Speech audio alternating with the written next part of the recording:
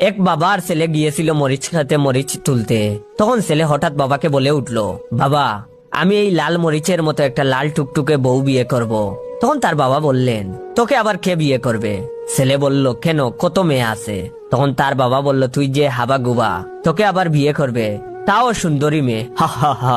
ছেলে তখন রাগ দেখিয়ে বলল, বিয়ে করলেই দেখতে পারবে। তখন তার বাবা বলল, আচ্ছা আচ্ছা দেখা যাবে, এখন মন দিয়ে কাজ কর।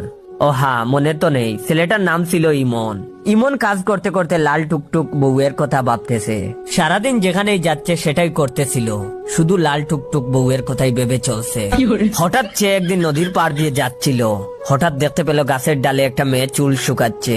মেয়েটা ছিল অসম্ভব সুন্দরী। ছেলেটা দেখেই ভাবতেছিল, এটাই আমার লাল টুকটুক বউ।